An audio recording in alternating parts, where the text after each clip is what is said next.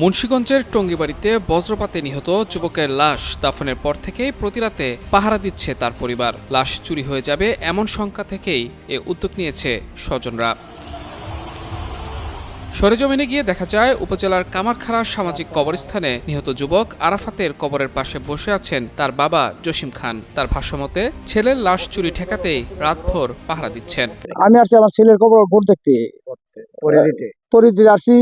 নন inverter এসির দামে ঘরে আনুন বিদ্যুৎ সাশ্রয়ী ইনভার্টার এসি। এখন 1.5 ton my one inverter AC মাত্র 48,900 টাকা পাওয়া যাচ্ছে মিনিস্টার শোরুমে। আর আমার লোকজন আছে, এরা রাত দুরা পরে দেয়। আমি অসুস্থ থেকে আমি জায়গা এরা পরে দেয়, 4-5 জন লোক আছে, এরা পরে দেয়। পাহাড় দিয়ে লাশ চুরি হয় শুনি লাশ চুরি হয় শুনি। এই যে বজ্রপাতের যে মারা যায় এদের লাশ চুরি হয়ে যায়, এই জন্য আমরা এই পরিচিত হয় আমাদের। নিহত আরাফাতের বাবা জসিম খান জানান, লাশ চুরির ভয়ে ঋণ করে লোক রেখে কবর পাহারা দিতে হচ্ছে। এই অবস্থায় তার সংসার চালানো কঠিন হয়ে যাচ্ছে। লাশ নেওয়া যায়, এই জন্য আমরা পরে দিই। আমার যেই খরচ আমার যায়, খরচ দেওয়ার মতো আমার কোনো সামর্থ্য নাই।